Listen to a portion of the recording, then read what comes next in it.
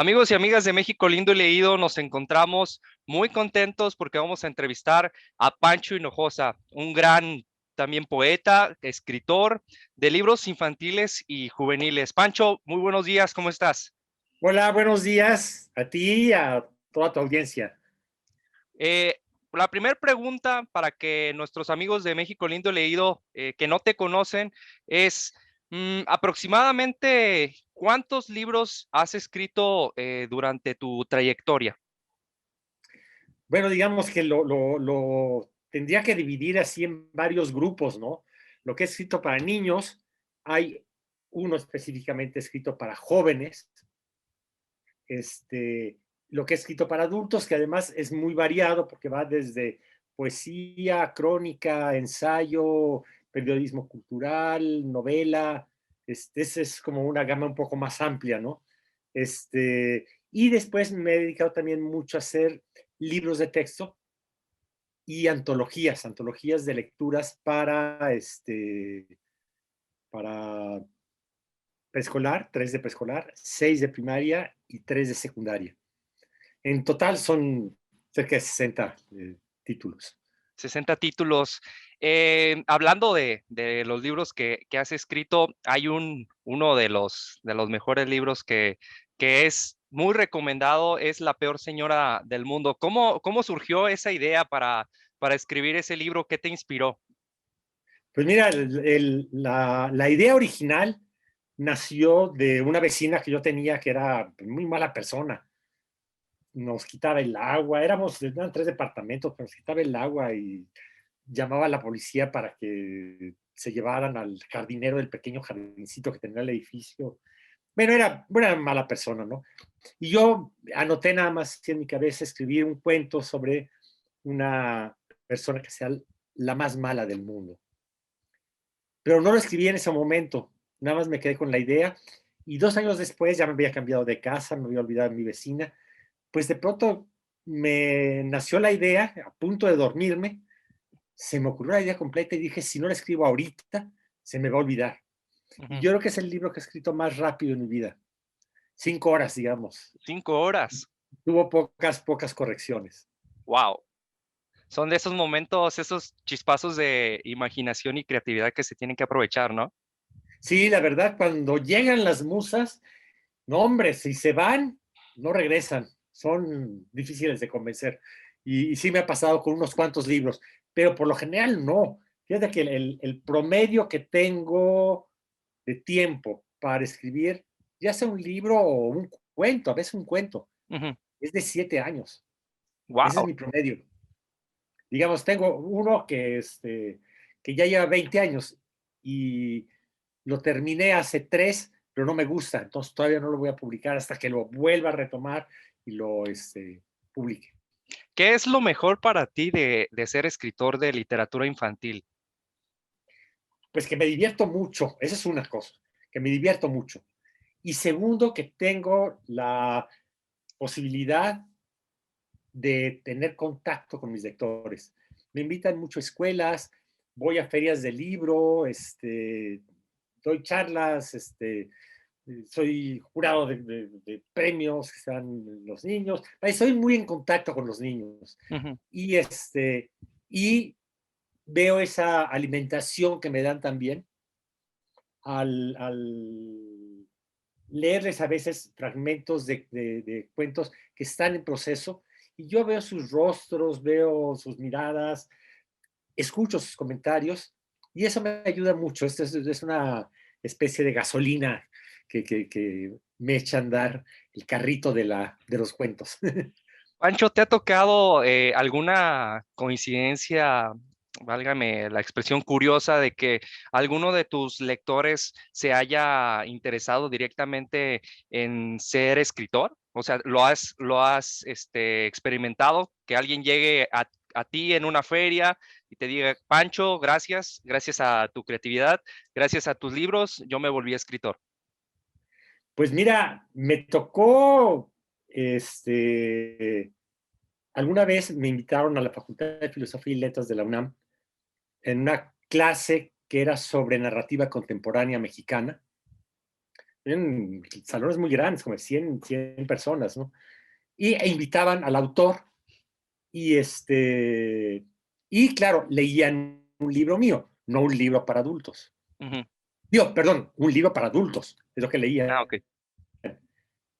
Pero al terminar de dar la charla, el diálogo, de tener el diálogo con los estudiantes, muchos de ellos me llevaban para que les firmaran, no el libro que leyeron, sino La peor señora del mundo. Y muchos Mm. de ellos me decían, yo estoy aquí en esta carrera y he sido escritor porque empecé a leer La peor señora del mundo. Y me toca encontrarme con padres de familia que me dicen, oye, a mí me lo firmaste cuando yo era niño, yo ahora quiero que se lo firmes a mis hijos. Wow. Pero bueno, sí hay muchos escritores, así algunos escritores, unos colegas me han dicho, pues yo me inicié leyendo tus libros. Ujú. Son esos semilleros de lectores que has dejado en el transcurso de estas generaciones y que de hecho tocaste un punto muy, muy interesante, porque no solo son los niños, sino también los padres de familia los que se ven interesados en este tipo de lecturas. ¿Cómo podemos nutrir ese semillero de nuevos lectores? ¿Qué consejos nos puedes dar, Pancho? Para, bueno, pues en primer lugar, no hay que obligar, nunca es una condición, ¿no? Los niños y los adultos tienen derecho a no leer, y ya se acabó. Ahora, la labor que tenemos nosotros como adultos, padres de familia, maestras y maestros, mediadores, es un poco hacerles como de celestinos, presentarles el libro, ¿no? Oye, mira, ahí está esto, a ver si te interesa. Allá ustedes, como si le estuvimos presentando a alguien, te va a gustar esta joven a ti, que no tienes novia, o a ver si se entienden. Pues ahí es un poco. No todos los niños se clavan con el mismo autor o con el mismo título. Cada quien tiene sus preferencias. Y bueno, pues hay que hacerle celestinos en ese sentido, ¿no? El saber llegarles a los niños, ¿no? Porque, por ejemplo, siempre hay una lectura indicada para cualquier tipo de lector, ¿no?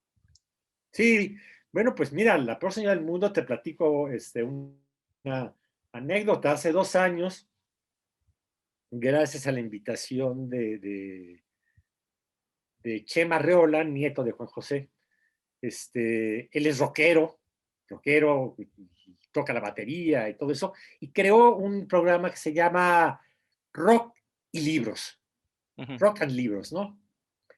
Y lo que hacía era, pues, juntar así algún libro con un actor o con un grupo de música. No sé, Juan Villoro tuvo, yo no recuerdo bien pero es una de las bandas muy buenas de México, y él leía y los otros lo acompañaban. Y a mí me invitó a hacer un espectáculo con la peor señora del mundo. Me puso un grupo de música atrás, que se llama la Orquesta Basura, y, y se llama así porque todos sus instrumentos los hacen con material reciclable. Y, y bueno, yo leí el cuento, ellos compusieron algunas piezas, después yo rompía la cuarta pared y hablaba con el público. Ujú. Por ejemplo, hacía una intervención cuando la gente se va del pueblo y huye de la peor señora, pues aprovecho para hablar un poco acerca de las migraciones forzadas, esas que cruzan, de centroamericanos que cruzan todo el país para llegar a tratar de cumplir ese sueño de huir de la violencia y la pobreza. Casi nunca lo logran, pero bueno. Entonces, bueno, hice ese espectáculo que duraba aproximadamente 1 hora. Las primeras 2 funciones se hicieron en un auditorio que se llama Bajo Circuito, que es un lugar donde han tocado todos los rockeros mexicanos, todos, y algunos extranjeros también, por supuesto. Se hizo a las 12 de la noche, las primeras 2 funciones. Se llenaron de Wow. puros adultos. Y por el horario y porque se Ujú. vendía alcohol, ¿no? Adultos que habían leído de niños La peor señora del mundo y que seguían interesados. Después en Oaxaca me sucedió algo similar, dimos unas funciones, pero el aforo era de 800 personas y había el doble. Entonces tuvimos que dar 2 funciones y la gente estuvo haciendo fila durante 2 horas para poder entrar a la segunda función y eran familias, Ujú. ¿no? Entonces, bueno, sí es algo que une. Yo me han platicado muchos adultos que lo compran para sí mismos y que lo leen con gusto ellos mismos, no nada más porque tengan hijos o alumnos. Entonces, así es este cuento. Podemos incluirnos en esa lista de lectores que compran ese libro para sí mismos, ¿no?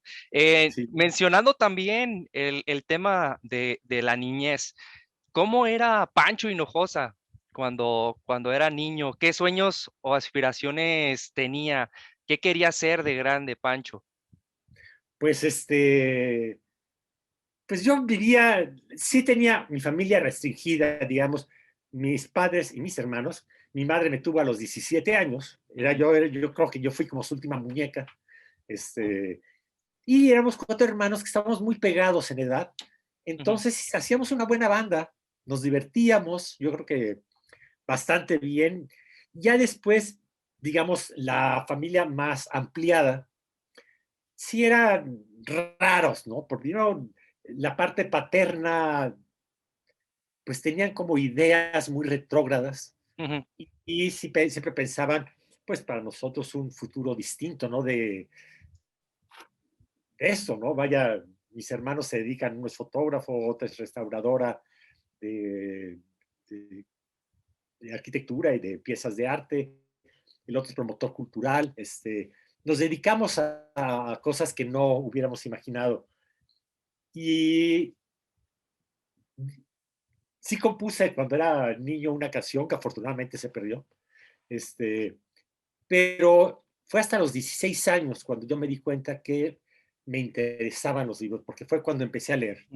Cuando yo era niño, por supuesto, no había este amplio, muy amplio abanico de libros y esta oportunidad de tener acceso a ellos a través de, no solamente de las librerías, que es donde menos, sino de las propias escuelas y de las muchas ferias del libro que hay tanto en la que se hace en México, la que se hace en estados, en municipios y fundamentalmente y principalmente en las propias escuelas, tanto públicas como privadas.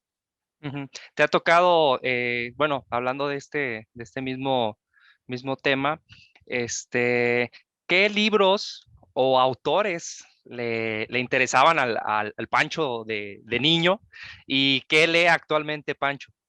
No, es que no leía nada, yo no leía nada, leía cómics, Ujú, eso sí, y ya hay 2 cuentos míos que se han traducido al lenguaje del cómic.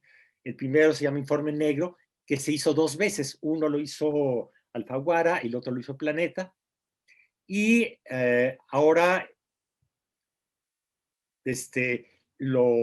además en Guadalajara también había un programa en el que también me pidieron los derechos y se repartió gratuitamente en algunas secundarias. ujú. Y ahora el cuento llamado A los pinches chamacos se tradujo también al lenguaje de cómic y con el título de Los niños perdidos.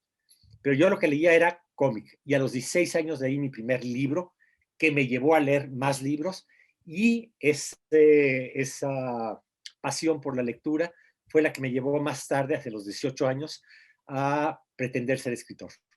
¿Qué libro era? ¿Quién te lo recomendó? ¿Cómo lo encontraste?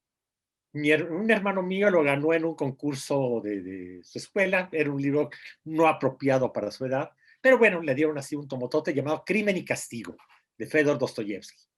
Y un día sin mucho que hacer, pues lo empecé a ojear, a leer, y bueno, yo regresaba de la preparatoria, comía, no hacía tareas, me dedicaba a leer hasta que se me acabó.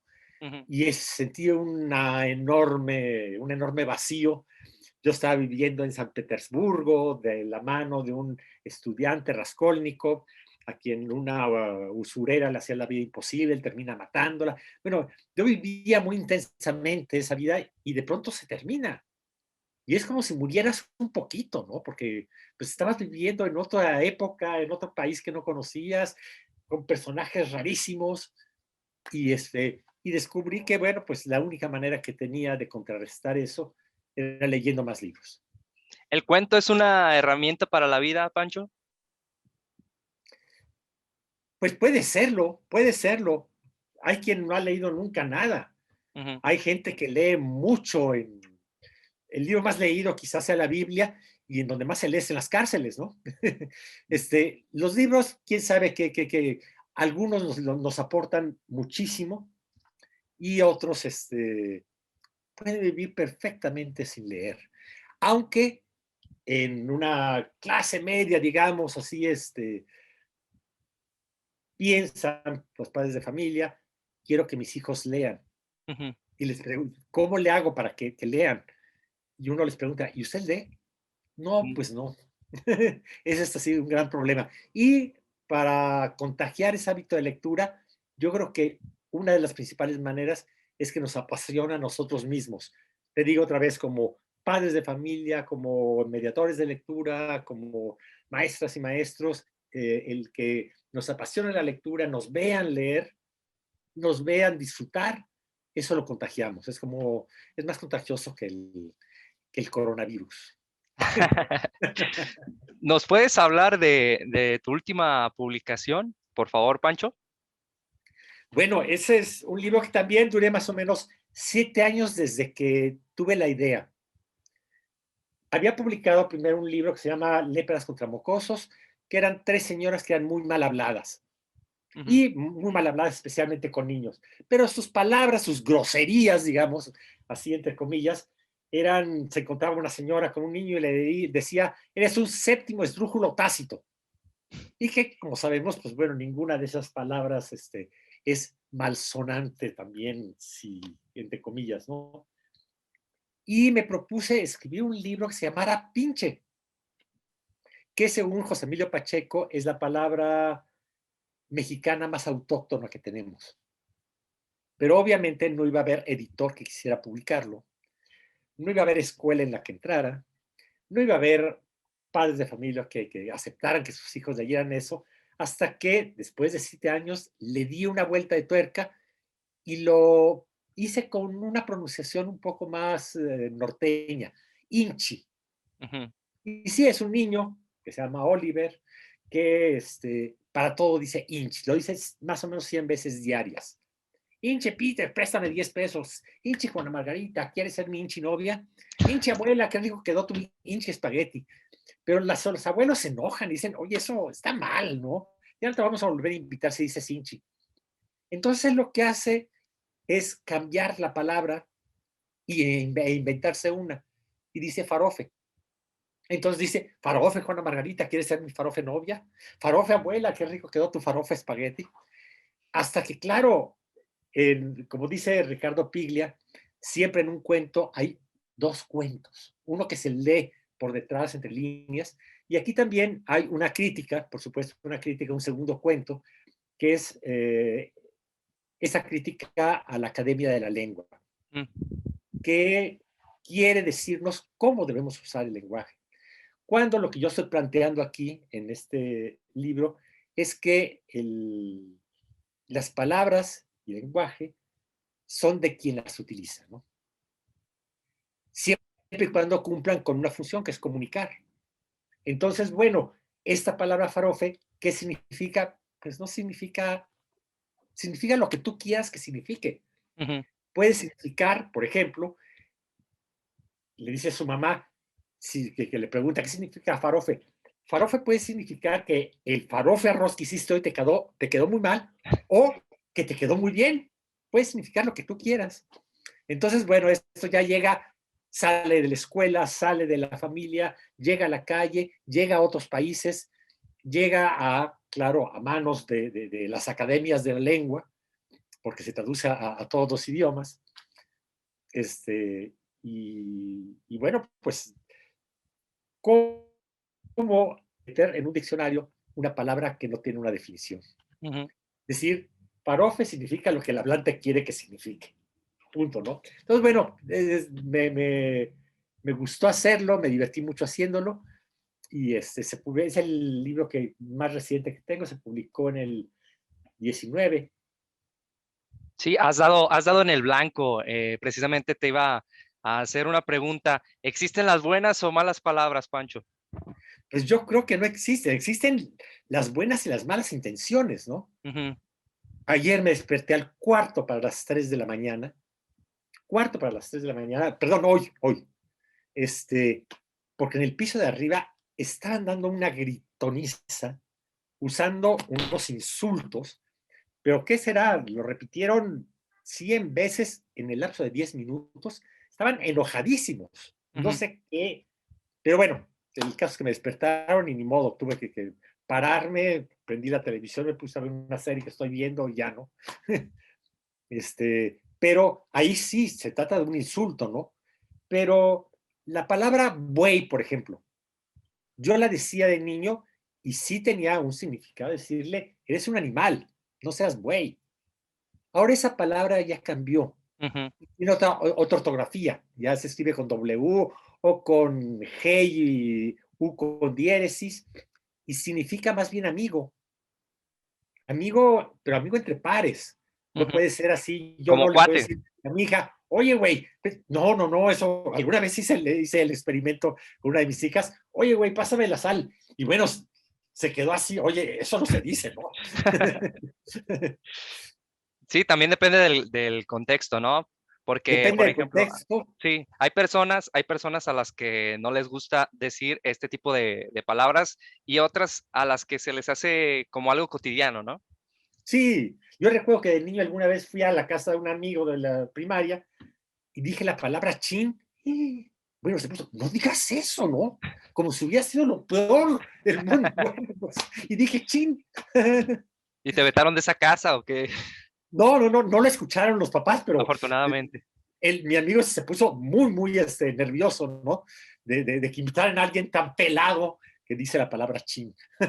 Y ahorita Chin. escuchas a los niños hablar, jóvenes, así de sexto de primaria, quinto de primaria, Ujú. y el repertorio de palabras No, consideradas como malas palabras por el mundo educado adulto, es muy amplio. Me toca, yo los escucho, pero la otra vez, hace un par de años, con el hijo de mi esposa, con unas ahijadas que tengo, fuimos a un restaurante a comer y se querían echar el repertorio completo y les dije, oigan, perdón, en la casa pueden decir lo que se les pegue la gana, yo no me voy a asustar para nada. Pero sí hay gente muy susceptible y estamos en un restaurante público ujú, y eso no se dice, ¿no? sí. Entonces, ya, ahí sí tuve que poner como un alto, ¿no? Porque escuchar eso de boca de un niño no es así tan, no, lo perciben mal las personas, ¿no? Sí, hablando de ese tema, ¿cómo han cambiado o se han adaptado los temas actuales con la literatura infantil? Mira, antes se pensaba que los niños solamente eran capaces de leer cuentos de príncipes, princesas, castillos, hadas, duendes, animales, etcétera. Y hoy los temas que trata la literatura infantil son muy amplios. No sé, desde las desapariciones forzadas, la depresión, la muerte, la diversidad sexual, Ujú. la esclavitud. Vaya, he leído libros, estos son libros de ejemplos que te doy, libros que he leído y que entran a las escuelas, que ganan premios y que todo, ya nos dimos cuenta que el problema no era el tema, sino el tratamiento que se le da a ese tema, ¿no? Sí, ¿qué Y opinión? Ah, perdón. nuestra concepción del niño ha cambiado mucho. Sí, y hablando también precisamente de eso, ¿qué opinión te merece la nueva corriente de escritores de literatura infantil o juvenil? Pues, hablando de México, esta hace 40 años no existía Ujú. prácticamente, 35 años no existía. Y hoy el grupo de escritores de literatura infantil, que muchos nos conocemos y nos llevamos muy bien, y a diferencia de los poetas que, por ejemplo, tú juntas dos poetas que no son amigos, o poetas o amigas, se pueden detestar, pero a muerte. Y yo conozco así pleitos, cuchicheos y cosas. En cambio, los que escribimos para niños nos llevamos muy bien, nos leemos, nos frecuentamos cuando tenemos la posibilidad, nos vemos en ferias del libro y la llevamos muy bien, ¿no? Entonces, alguna vez en Colima, a un escritor, Juan Carlos Quesadas, el gato, también llamado así el gato, le preguntó a un niño, oye, ¿cómo cuántos escritores de libros para niños hay en México? Y dijo, 80. Y después le dije, oye, ¿de dónde sacaste esa cifra? Digo, no, yo creo que sí. Y me puse a hacer cuenta y digamos, los que sí repiten, los que sí son asiduos escritores de libros para niños, iban por ahí más o menos 80, porque hay muchos que han escrito un libro, no les ha ido muy bien y ya lo olvidan y siguen con otras cosas, porque han pensado que es lo más sencillo del mundo escribir para niños, ¿no? Sí, ¿cómo es el sentido del humor de Pancho? O sea, ¿de dónde viene? Pues viene de la vida cotidiana. Yo no puedo estar así, viviendo sin estar buscándole una chispa a cualquier situación, ¿no? Ujú. Me divierto mucho y creo que el humor para mí es un escudo que me funciona muy bien contra una realidad que puede ser muy violenta, contra los miedos que uno puede tener a la enfermedad, a la muerte, a todo eso. El humor puede ayudarnos a contrarrestar eso, es una especie como de escudo que nos impide que las lanzas que nos están lanzando lleguen a, lanzas que nos están aventando, lleguen a nosotros y nos hagan daño, ¿no? Digo, nunca estamos exentos de que nos pasen cosas, pero creo que es una manera de enfrentar la vida, en vez de estar llorando y estar quejándonos de todo, pues ¿por qué no reírnos, no? Y el humor negro, muy específicamente, creo que tiene un sentido. Sí, de hecho es uno de los sellos que también nos distinguen como mexicanos, ¿no? El aprender a reírnos de nuestras propias desgracias. Pues sí, pero solamente en la vida cotidiana, Ujú. porque si hablamos de literatura, los ejemplos de cuento, novela, poesía, que tiene humor, son poquititos, tan poquititos. No, Ujú. eso sí, para la vida cotidiana sí funciona, pero para escribir no, eso es algo serio.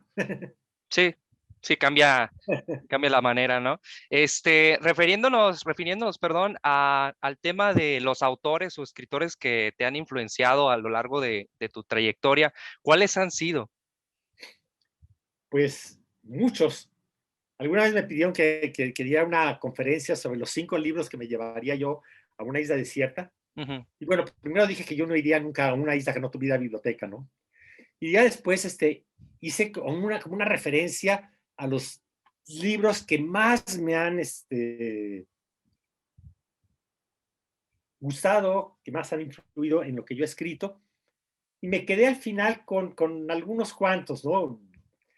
Un autor al que releo porque eh, siempre encuentra las palabras justas para decir lo que quiere, y yo hay veces que no las encuentro. Al releerlo a él, logro encontrar esas palabras. Es Jorge Luis Borges. Algo similar que me pasa con Juan José Arriola, que Ujú. es también otro de los autores. Y me quedé con algunas lecturas que hice de más joven.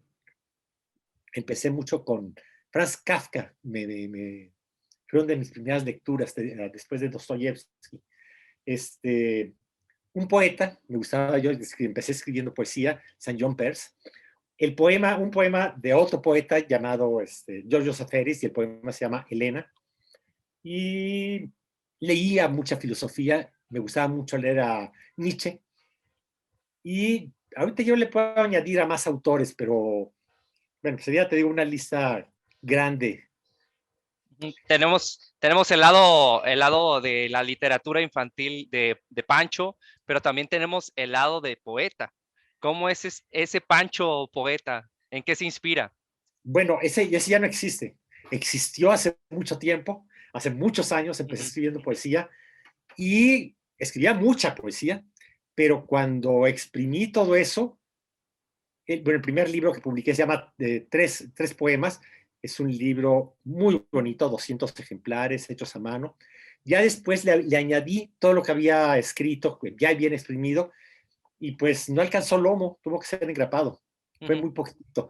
Después de eso escribí hace como 10, 11, 12 años un poema y, y un poco antes otro poema para niños. Pero de ahí en fuera, cuando tenía 18 hasta los veintitantos años, 25 años, además, esos poemas cada vez iban volviendo más narrativos, como que contaban algo. Y entonces algún día escribí un cuento y lo disfruté tanto que dije, este es mi género, esto es lo que me gusta hacer.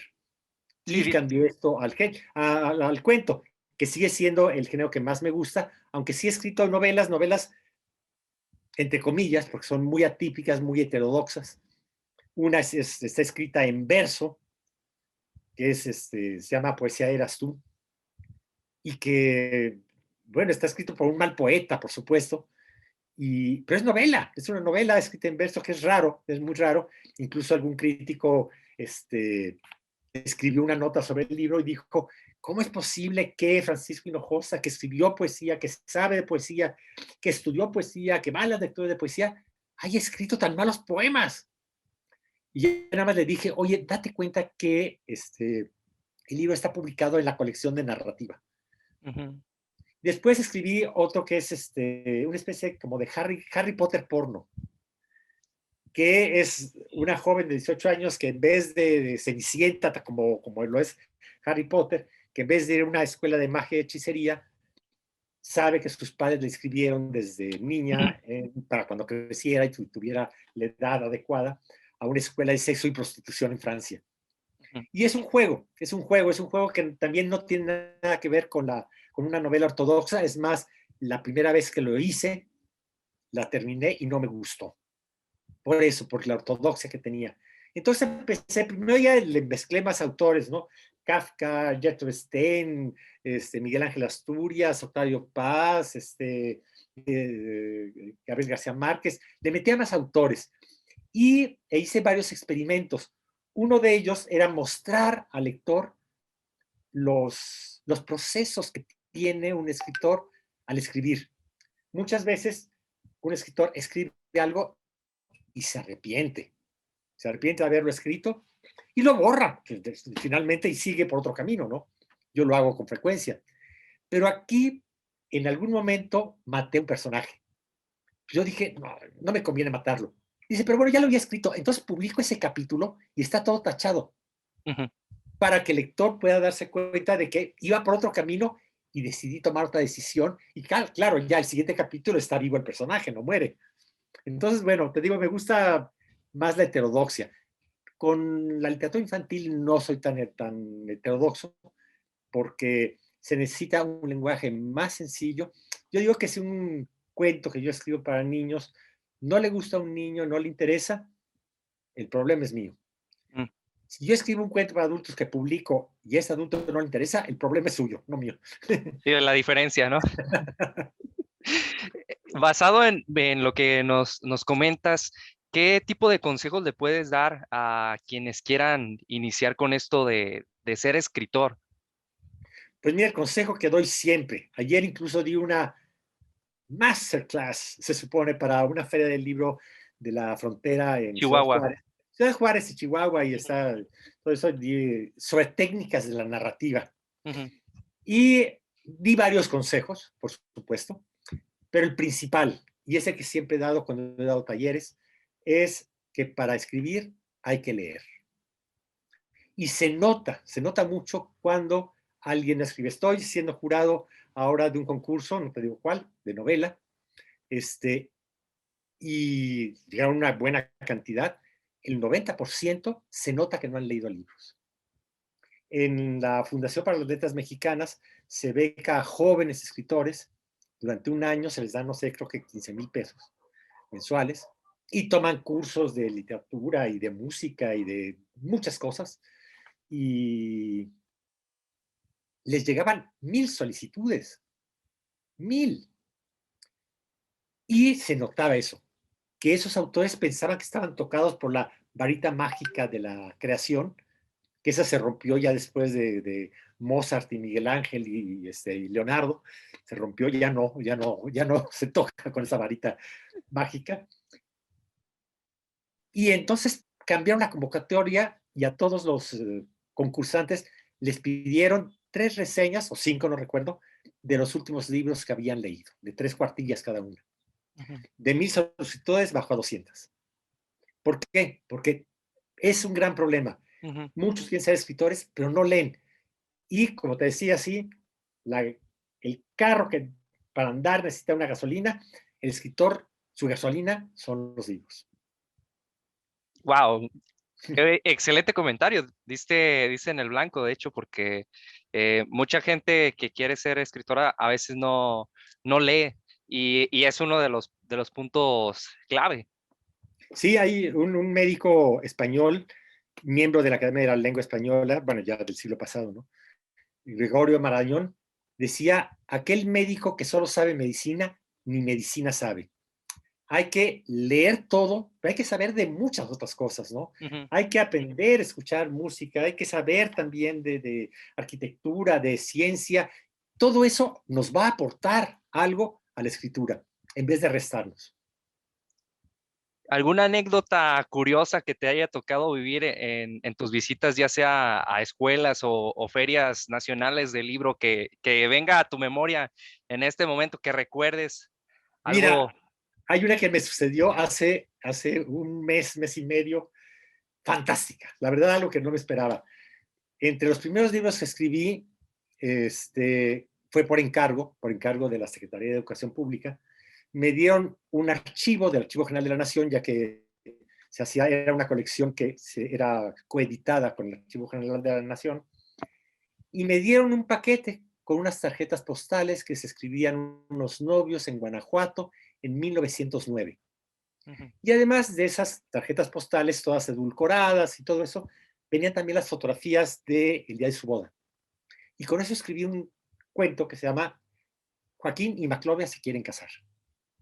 Bueno, hace un par de meses estaba yo en un Zoom, en una escuela, colegio americano, y dije que entre los libros que había escrito estaba Joaquín y Maclovia se quieren casar, y un niño de tercero de primaria me dijo, eran mis bisabuelos. Y dije, jaja. Ya después la organizadora me dijo, oye, ¿le puedo dar tu correo electrónico a la mamá del niño? Y me vi por Zoom con ella, con su tía, con su abuela y con otro tío, y en efecto, ese Joaquín y Maclovia, que yo les inventé una historia, por supuesto, yo y mi ex esposa, pues habían sido personas de la vida real. Y además, pues se habían interesado por la cultura, son fundadores de escuelas, las escuelas que crearon sus hijos siguen funcionando, tienen más de 40 años de existencia. Entonces, bueno, es una anécdota que me pareció interesante. Y quiero entrar en comunicación otra vez con ellos para que me cuenten más acerca de la vida y compararla también esto es para escribir un ensayo más bien, ¿no? Un ensayo para adultos. Con las cartas que acabo de saber que mi hermana las encontró de mi madre y de mi padre. O sea, mi madre tenía 15 años y mi padre tenía 18. Y se escribían también cartas de amor y ya están ahí coleccionadas. Entonces quiero hacer como una especie de comparación, de meterme yo en esas vidas ciertas y que también son de ficción, ¿no? ¿Cómo eran y cómo pensaban tus padres en aquellos años, no? Pues, las cartas todavía las tengo pendientes de leer. Las voy a leer el 10, mi madre vive en Cuernavaca, voy el 10, nos vamos a ir una semana allá, y pensé dejar ahí para entonces la lectura. Pero, pero mi madre era muy divertida, mi padre también, muy divertido, con sus conflictos, pero pero mi padre era una gente que se paraba a las 6 de la mañana, después de ir de bar en bar, a contar chistes en un restaurante, ¿no? De caldos de gallina, ¿no? Y la gente se reía y tenía sus personajes. No podía pasar un momento en el que no estuviera contando un chiste. A mí no me gustan los chistes, pero él sí era muy de eso, de chistes. Tenía esa soltura, ¿no? Para divertir a los demás. Sí, así es. Y ese interés por hacerlo, ¿no? Bueno, amigos y amigas de México Lindo Leído, Ha sido un placer entrevistar al gran Pancho Hinojosa. Pancho, un placer. Esto, pues, un gustazo, y pues un saludo a todos los que escuchan y vean esta entrevista. Sí, por último, recomendar tus libros a estos nuevos lectores de México Lindo y Leído, que por supuesto no se van a arrepentir al leerte. Muchísimas gracias, Pancho. Gracias a ti y saludos a tu gemelo y tu compañera que hacen también posible este México lindo y leído. Gracias. Nos vemos.